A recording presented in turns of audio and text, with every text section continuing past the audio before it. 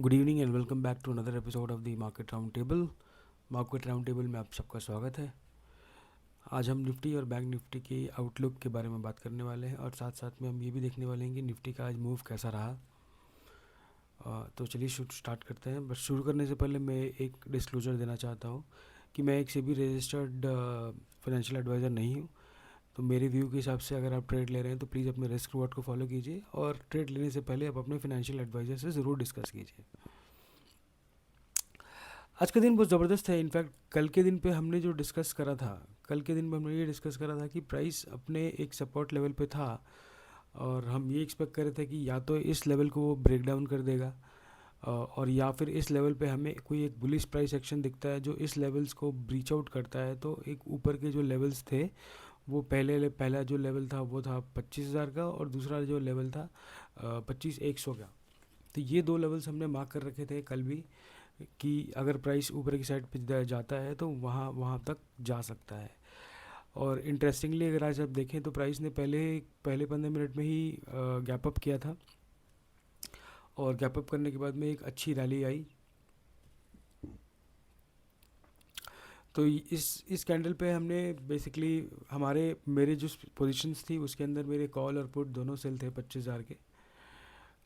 तो इसमें जैसे ही ये कैंडल आने से पहले मैं 15 मिनट पे देख रहा था कि पहले 15 मिनट पे जैसे ही पहले वाले कैंडल का फॉलो अप आने लगा तो उस टाइम पे मैंने अपने कॉल जो सेल मेरी पोजीशन थी उससे मैंने एग्ज़िट ले ली। तो और मैंने पूरे ढंग से यहाँ तक का ये राइड लिया है। इस लेवल तक मैंने ये राइड उठाया था। इस लेवल तक ये राइड उठाया था। यहाँ पे मैंने अपनी पोजीशंस क्लोज कर दी थी बिकॉज जो टेक्निकल्स मैं फॉलो करता हूँ उसके हिसाब से मेरे ख्याल से मेरे अंदाज से मेरे टेक्निकल्स के हिसाब से यहाँ पे प्राइस हो गया था। उस टाइम के बाद अगर ब्रेकआउट हुआ तो वो अलग बात है, मगर इस टाइम तक मेरा हो गया था। और उस टाइम जो मेरा मिनिमम टारगेट जो होता है कि अबाउट 5% आ गया पर ट्रेड ओवरऑल, तो मैं वहाँ पे पोजीशंस क्लोज करने की प्लानिंग में रहता हूँ। तो आइडियली यहाँ पे वही हुआ। मेरी 5% आने के बाद में पोजीशंस क्लोज करने के दिशा में मैं चल पड़ा था। और कल के दिन पे क्या हो सकता है, कल के दिन पे बेसिकली मंडे के दिन पे क्या पॉसिबली हो सकता है कि प्राइस अभी भी काफ़ी स्ट्रॉन्ग मोमेंटम में है। लास्ट वाले कैंडल ने को हम लास्ट वाले कैंडल की दो चीज़ें हो सकती हैं क्योंकि बहुत सारे लोग गिवन कि अभी वॉर का अनसर्टिनिटी है चल रहा है करेंटली, तो बहुत सारे जो ट्रेडर्स हैं वो अपनी पोजीशंस को कैरी नहीं करना चाहते over a weekend because weekend पे कुछ भी हो सकता है। इसीलिए ये डर से शायद कहीं ना कहीं बहुत लोगों ने आज पोजीशंस को काटा भी होगा। इनफैक्ट मैंने भी अपनी पोजीशंस को क्लोज कर दिया था बिकॉज मैं नहीं चाहता था कि ओवर द वीकेंड कुछ एक ऐसा लेके चलूँ साथ में जो कि बार बार जाके चार्ट्स देखना पड़े मुझे। तो इसीलिए मैंने कहा भाई पोजीशंस में प्रॉफिट में हूँ, मैं पोजीशंस को क्लोज करते हैं। जिस मंडे को जिस हिसाब से पोजीशन होगा उस हिसाब से मैं लगाना क्या ट्राई करूँगा।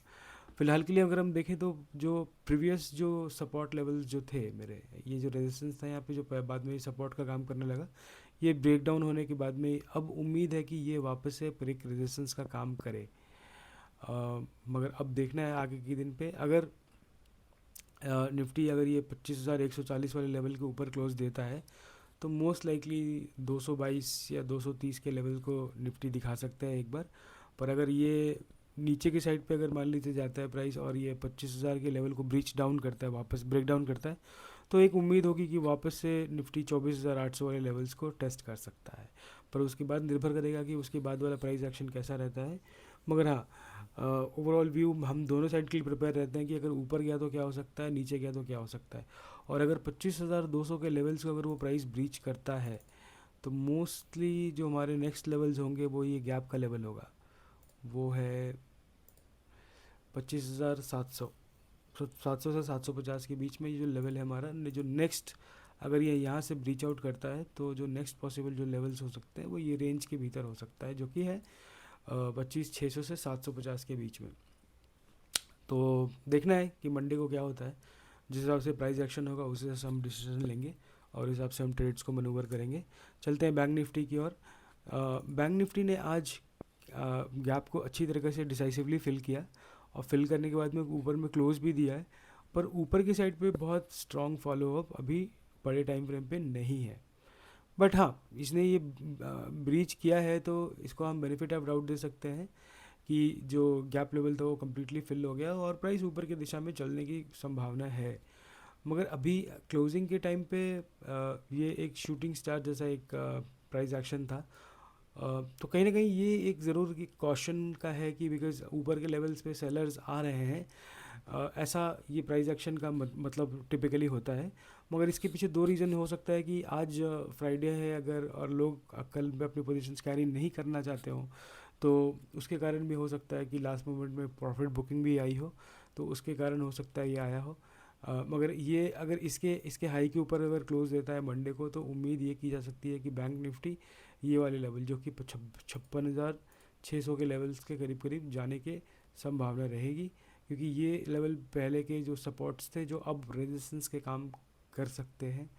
और ये जो पिवट हाई था जो कि 56,800 वाला लेवल है, तो ये वाले लेवल से होंगे होंगे हमारे। अगर निफ्टी सॉरी बैंक निफ्टी अगर ऊपर की दिशा में ब्रीच करता है तो ये वाले लेवल्स हमारे हो सकते हैं। बट अगर कहीं ना कहीं अगर बैंक निफ्टी नीचे वाले लेवल्स को ब्रीच करता है, और अगर बेरिश साइड पे अगर प्राइस एक्शन कुछ मिलता है और इस लेवल को मतलब 56,100 वाला जो लेवल को अगर वो ब्रीच करता है, तो उम्मीद है कि प्राइस ये वाले लेवल, पहला लेवल जो कि है 55,900 का, ये इसको रीटेस्ट कर सकता है।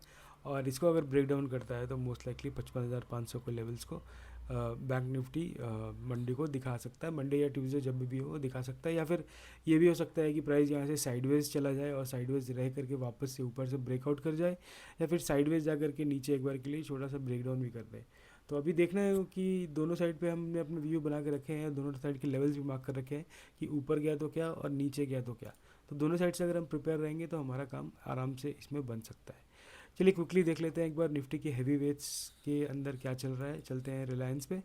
तो रिलायंस को अगर हम देखें तो डेली टाइम फ्रेम पे जो रिलायंस ने एक टाइम पे एक बॉक्स के अंदर था, अब बॉक्स को ब्रीच आउट करने की कोशिश कर रहे हैं, मगर यही लेवल पे जो है हमारा प्रीवियस जो एक और हाई का रेजिस्टेंस है, मतलब ये जो एक पिवट लेवल है, ये पिवट लेवल पे रेजिस्टेंस ले रहा है फिलहाल के लिए प्राइस। तो अगेन मोर और लेस व्यू मोर और लेस सब में सेम ही रहने वाला है कि अगर ये वाले लेवल्स को ब्रीच आउट करता है जो आज का हाई है, अगर ये वाले लेवल्स को ब्रीच आउट करता है अगर रिलायंस, तो मोस्ट लाइकली ये जो हमारा बॉक्स का जो ये है डेप्थ है उसके आने की चांसेस रहेंगी। पहला टारगेट 1500 का होगा फॉर श्योर, बिकॉज 1500 का एक राउंड फिगर है और सेंटिनियल नंबर है, तो मोस्ट टिपिकली यही होता है कि वहाँ पर सेलर्स बैठे रहते हैं। तो हमें 1500 का लेवल पे भी ध्यान देना है, और अगर ऊपर गया तो वहाँ तक जा सकता है। अगर नीचे आया तो most likely again fake breakout वाले कॉन्सेप्ट में वापस बैठना स्टार्ट होगा। इसका लो जाना चाहिए लास्ट कैंडल का, मतलब इसका लो है ऑलमोस्ट आपका 1450 का लेवल। 1450 के नीचे क्लोज देता है तो ये फेक ब्रेकआउट कंफर्म होगा। अगर ये फेक ब्रेकआउट कंफर्म होता है तो मोस्ट लाइकली प्राइस के पहला जो सपोर्ट लेवल होगा वो 1420, और दूसरा जो लेवल हो सकता है वो 1400 का लेवल हो सकता है रिलायंस में। चलते हैं HDFC बैंक की तरफ में। अगर हम HDFC बैंक को देखें तो प्राइस HDFC बैंक ने आज अच्छा ब्रेकआउट दिया, और ब्रेकआउट देने के बाद में प्राइस ने ऊपर की साइड में हल्की फॉलोअप तो है डेफिनेटली, मगर ऊपर के साइड पे थोड़ी विक्स भी हैं, तो कहीं ना कहीं ये एक शूटिंग स्टार भी है। तो शूटिंग स्टार का जो लेवल होता है यहाँ पर टिपिकल रेजिस्टेंसेस होते हैं। अगर ये लेवल ब्रीच आउट करता है ऊपर की दिशा में, मतलब 1970 के अगर ऊपर प्राइस क्लोज देता है, तो मोस्ट लाइकली 1976 का लेवल जो होगा वो पहला लेवल हो सकता है, और दूसरा जो हमारा लेवल हो सकता है वो हो सकता है 1990 से 1995 के बीच में। तो ये हमारे लेवल्स है अगर ऊपर की दिशा में गया HDFC बैंक तो। मगर अगर कल सोमवार के दिन पे ये शूटिंग स्टार का अगर ये लो जाता है, तो मोस्ट लाइकली जो हमारे लोअर साइड पे जो लेवल्स हो सकते हैं वो पहले हो सकते हैं 1940 के लेवल, और 1940 के लेवल का अगर ब्रीच आउट होता है तो मोस्ट लाइकली एक बार के लिए 1930 या फिर 1930 या 28 के बीच का एक जोन है, वहाँ तक आकर के सपोर्ट लेने की संभावना है। एक बार हम ICICI बैंक को भी देख लें तो ICICI बैंक का मूव कल बहुत ही सुंदर था। कल एक डबल बॉटम था, तो आइडियली उसने अपने टारगेट को अचीव कर भी दिया है, और टारगेट अचीव करने के बाद कहीं ना कहीं ऐसा लग रहा है कि ये एक फेक ब्रेकआउट भी कंफर्म कर रहा है। अब देखने की ज़रूरत है कि अभी क्या होता है आगे, कि प्राइस अगर तीन चीज़ें कर सकता है प्राइस यहाँ से साइडवेज भी जा सकता है, या फिर थोड़ा सा माइल्ड करेक्शन भी आ सकता है, या फिर साइडवेज जाकर के एक ब्रेकआउट भी दे सकता है। तो हमें देखना पड़ेगा कि क्या होता है। अगर ऊपर के साइड पे ब्रेकआउट देता है तो जो हमारा पहले जो लेवल्स होंगे वो होंगे ये और ये, जो कि है 1940 और 1933 के लेवल्स। उसके बाद हमें देखने को मिलता है कि ये भी एक लेवल है जो कि प्रिवेट लो था, जो पहले का सपोर्ट था, तो अब वो रेजिस्टेंस का काम कर रहा है। तो 1440 का भी एक लेवल हो सकता है जहाँ पे प्राइस रेजिस्टेंस ले सकता है, मगर अगर नीचे गया प्राइस तो उम्मीद है कि एक बार के लिए 1400 वाला लेवल